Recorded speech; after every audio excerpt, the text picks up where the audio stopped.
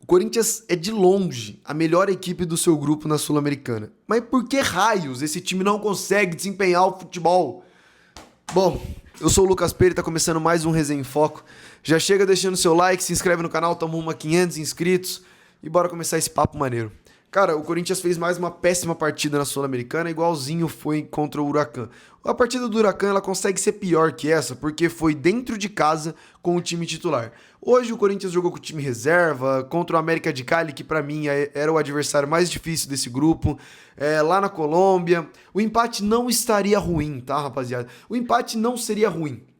Se o América de Cali não fosse essa merda de time e o Corinthians tivesse muitas chances de ganhar o jogo e não tivesse aproveitado.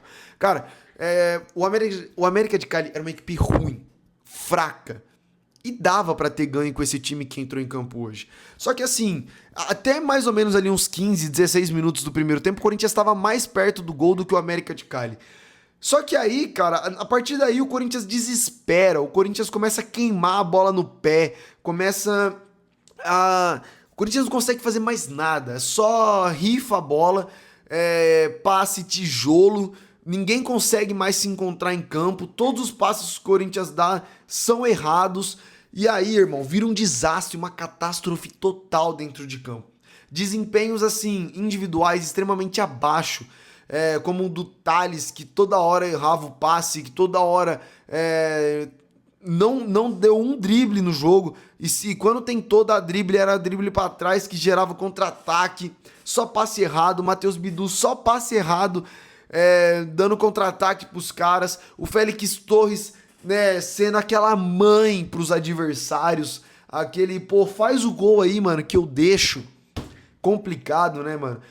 Mas assim, o Corinthians tava perto de fazer, o Corinthians teve chances de ir pro ataque no primeiro tempo e de tentar fazer o gol, de sair na frente, mas não conseguiu, e aí parece que não ter conseguido logo de início desesperou o time.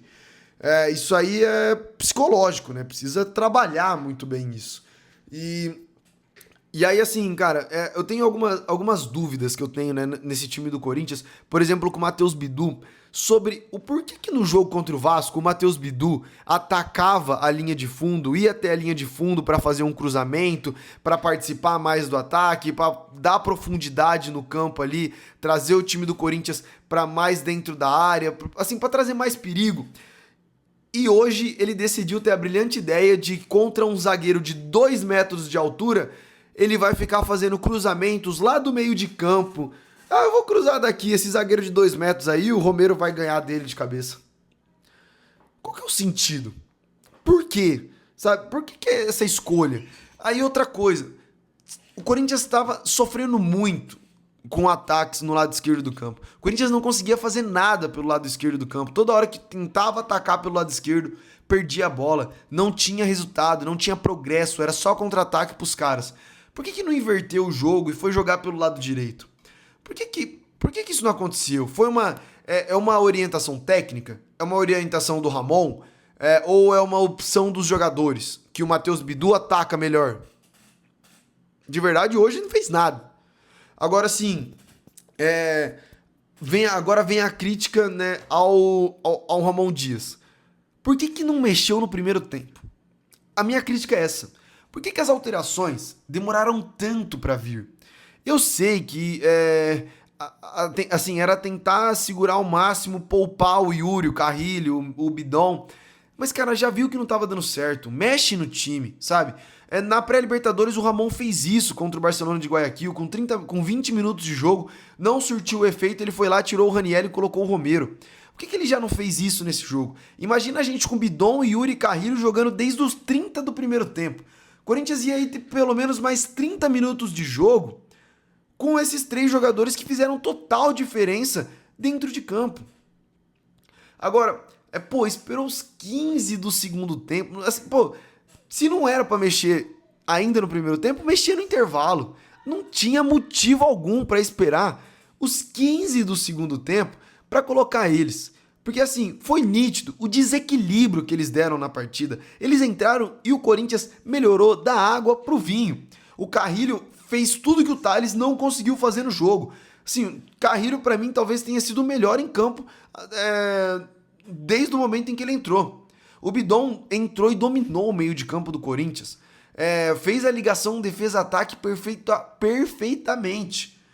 Começou a ditar o ritmo do Corinthians, colocou o Corinthians para ir para frente, jogar para frente, dominava a bola, parava no chão, olhava, sabe, tranquilo, calmava o jogo para o Corinthians poder sair jogando. O Yuri, entrou, virou aquele homem de referência ali na frente, puxou a marcação, o Romero se movimentava, o Hector começou a ser muito mais participativo no jogo. Assim, até o Bidu, que não estava fazendo nada, começou a acertar os passes. Eu sei que é questão de entrosamento, tá, rapaziada? Mas assim, cara, o time melhorou muito. E aí é o que eu falo novamente. Imagina se a gente tivesse esses 30 minutos que pra mim foram perdidos, já com esses jogadores dentro de campo fazendo a diferença. O Corinthians melhora muito, vai pro ataque, sai um gol do Mateuzinho, que, um gol chorado pra caramba, né, cara? Assim, um gol muito chorado. O Mateuzinho chuta todo desengonçado, bate no zagueiro, desvia, entra no gol, mas o empate, o importante é que foi gol. Aqui vai uma crítica, cara, que, mano, eu vou dormir pensando nesse lance. Não dá pro Romero, nos 93 do segundo tempo, ter a oportunidade de tocar pra trás e o Hector chegar batendo e ele decidir bater no gol, em vez de tocar pro Hector.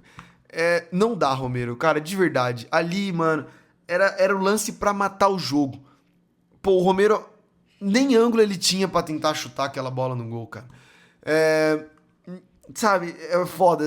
Essas tomadas de decisão que quebra, mano. Essas tomadas de decisão que quebra. Mas assim, eu até falaria que esse jogo é um jogo pra esquecer. Mas eu acho que não. É um jogo pra gente lembrar muito. Para evitar todos os erros que foram cometidos aqui. E pra gente lembrar que o Corinthians precisa urgentemente se reforçar. O Corinthians precisa de um zagueiro, o Corinthians precisa de um lateral esquerdo, o Corinthians precisa se movimentar para trazer um homem de ataque, porque a gente já viu que o Thales, que era para ser esse homem de ataque, não consegue fazer. O Hector pouco participa do jogo, o Romero tem muita dificuldade em diversas partidas. Então, assim, o Corinthians precisa se reforçar nessa janela do meio do ano urgentemente, principalmente com o meia das características do Garro. Porque o Coronado não consegue fazer isso. E aí, quando a gente não tem nem o Garro nem o Coronado, fudeu de vez, né? Mas, bom, o Corinthians agora tem um jogo muito importante no final de semana. Eu espero que esse time olhe esse jogo, repare todos os defeitos que teve, porque é um jogo muito importante. A gente sabe que derby é derby, clássico é jogo à parte, é jogo de 6 pontos. O Corinthians precisa pontuar o máximo nesse começo de campeonato, para dar uma tranquilizada lá na frente, caso precise ficar poupando em jogos, se for avançando nos mata-matas. Então, assim, espero que o time olhe tudo o que aconteceu hoje e não repita no jogo do final de semana. Mas é isso, rapaziada. Em geral, né? Pra mim, o saldo é negativo. Pra mim, a gente perde 2 pontos no jogo de hoje. Mas é isso. Agora, torcer para que isso melhore. Mas espero que vocês tenham gostado. Deixa seu like aí. Deixa a sua opinião aí nos comentários que a gente lê todos. Então, já deixa aí que eu quero saber até o que vocês pensam sobre, se vocês concordam ou não comigo. Isso é muito bom pra gente saber, né, como é que tá essa interação aqui, pra gente trocar uma ideia. E é isso. É nóis. Se inscreve no canal, rumo a 500 inscritos. Tamo junto e vai Corinthians.